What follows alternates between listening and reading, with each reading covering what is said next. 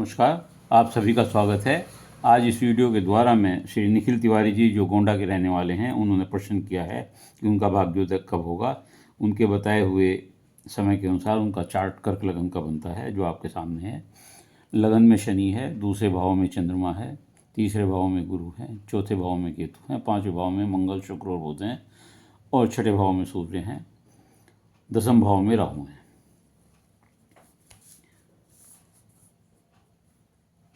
कर्क लगन के आप व्यक्ति हैं तो आपकी पर्सनैलिटी बड़ी आकर्षक पर्सनैलिटी होती है। आप भावुक होते हैं, सबके लिए सेवा करने की इच्छा शक्ति आप में होती है, लेकिन बदले में आपको उतना रिस्पॉन्स नहीं मिलता जितना आप दूसरों के लिए करते हैं। शनि के लगन में होने से शुरू का जीवन संघर्ष से शुरू होता है। सफलता में कुछ विलंब होता है, मिलती है लेकिन थोड़ा विलंब होता है। रिश्तों के प्रति थोड़ा सा असंतोष होता है, जैसा मैंने बताया कि आपको करने के बाद उतना रिस्पॉन्स नहीं मिलता जितना मिलना चाहिए। आप कर्मशील हैं, अनुशासन प्रिय हैं, न्याय प्रिय हैं। शनि की वजह से जीवन में स्थिरता जो आती है वो 30 साल के बाद आती है। दाम्पत्य जीवन को भी शनि थोड़ा सा प्रभावित करता है, लेकिन यद्यपि अपने घर को देख रहा है। दूसरे भाव में चंद्रमा है, ये बहुत अच्छा होता है। यहाँ पे दूसरे भाव में चंद्रमा, धन योग है, लक्ष्मी की कृपा रहेगी, मधुरभाषी होंगे आप, शांति प्रिय होंगे, और आपको ठंडी चीज़ें अक्सर नुकसान देगी। गला आपका कोल्ड से जल्दी इफेक्टेड हो सकता है, लेकिन ठंडी चीज़ें आपको पसंद भी होंगी। तीसरे भाव में आपके ये बृहस्पति विराजमान है। जहाँ यहाँ तीसरे के घर में अगर बृहस्पति हैं तो आपके छोटा भाई भी होगा, और क्योंकि शनि की दृष्टि उस पर पड़ रही है तो या तो उसे कोई विशेष परेशानी, शारीरिक या किसी प्रकार की परेशानी होगी, आपसे विचार नहीं मिलते होंगे। आप कृपण हैं, बहुत किसी चीज़ में पैसा लगाने के लिए 10 बार सोचते हैं, और जो उसमें जहाँ भी पैसा बचाया जा सकता होगा वहाँ बचाने की आपकी प्रवृत्ति होती है। धार्मिक प्रवृत्ति के होते हैं, छोटी धार्मिक यात्राएं भी करते हैं, और थोड़ा सा कृपण वाली स्थिति, कंजूस वाली स्थिति आपकी धर्म खर्च करने के मामले होती है। धार्मिक विचार होते हैं, विदेश गमन भी आपका होता है। और गुरु यहाँ बैठकर आपका भाग्य बृहस्पति है, मीन राशि है, तो आपका भाग्य 16/17 साल में भी आपका भाग्योदय होता है।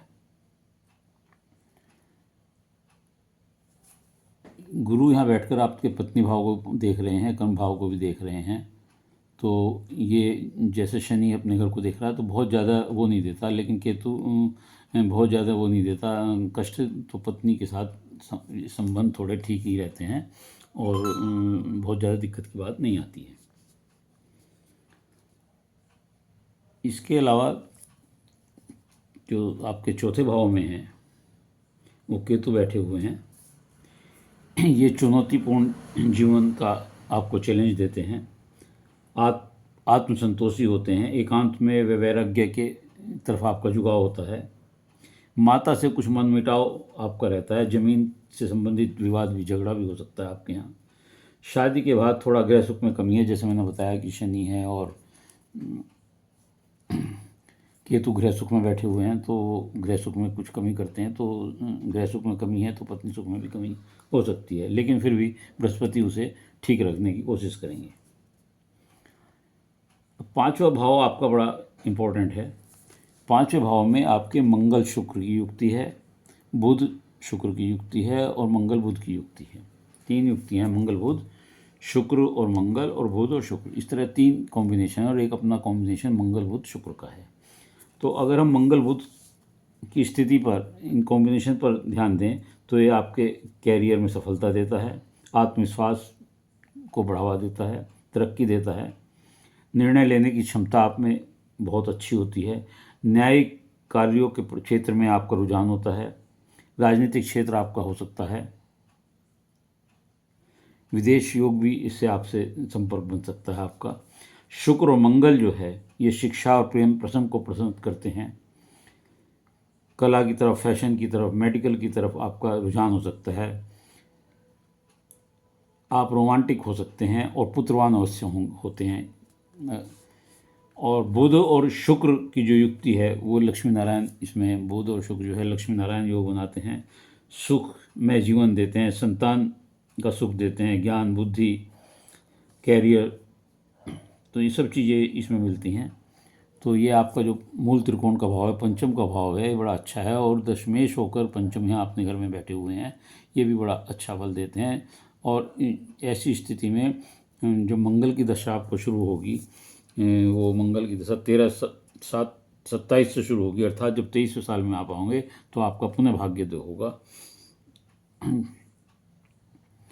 इसके अलावा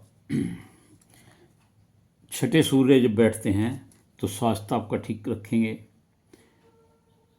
और नौकरी में सफलता देते हैं, शत्रुओं पर विजय देते हैं। ऐसे लोगों के पुत्र अवश्य होता है, लेकिन समस्या ये होती है कि बीपी की समस्या इन सूर्य यहाँ बैठकर दे देते हैं। राजनीतिक सफलता भी यहाँ बैठकर सूर्य देता है। इसके बाद हम आते हैं 10वें भाव में, जहाँ राहु आपके बैठे हुए हैं। ये काम समय पर नहीं होने देते यहाँ पे, कम समय में, क्योंकि ऐसे व्यक्ति कम समय में अमीर बनना चाहते हैं, तो शॉर्टकट से और गलत तरीक़ों से रास्ता रुपया कमाना चाहते हैं। अधिकारियों का विरोध भी इन्हें झेलना पड़ता है, लेकिन ये बहुत कर्मठ होते हैं। और मंगल इनका स्वामी जो है, दशम का मंगल जो स्वामी है वो पंचमी मूल त्रिकोण में बैठा हुआ है, इसीलिए अंतोगत्वा सफलता प्राप्त कर लेते हैं। तो इस तरह आपकी कुंडली का जो विश्लेषण है वो मैंने आपको बताया। आपका मेन प्रश्न ये है कि आपका भाग्योदय कब होगा। आपका एक भाग्योदय तो 16/17 साल में हुआ होगा, वो स्थान परिवर्तन भी दे सकता है। दूसरा, आपका भाग्योदय 23वें साल में जब मंगल की दशा शुरू होगी, यानी कर्मेश की और पंचमेश की दशा शुरू होगी, तब होगा। और उसके बाद क्योंकि शनि आपके लगन में बैठा हुआ है, तो शनि लगन में बैठकर जो जीवन में स्थिरता देता है 30 साल के बाद देता है। तो मैं समझता हूँ कि आपको अपने भाग्योदय कब होंगे और आपके जीवन में विशेष ग्रहों का क्या प्रभाव है, इससे आप संतुष्ट होंगे। यदि आपको ये मेरी वीडियो अच्छी लगी हो तो इसे लाइक करिएगा, शेयर करिएगा और कमेंट्स बॉक्स में जाकर अपने विचार लिखिएगा। यदि किसी और का भी कोई प्रश्न हो तो वह अपने प्रश्न के साथ मेरे चैनल को सब्सक्राइब करते हुए अपनी डिटेल भेजकर अपना प्रश्न पूछ सकता है। उत्तर अवश्य दूंगा। धन्यवाद।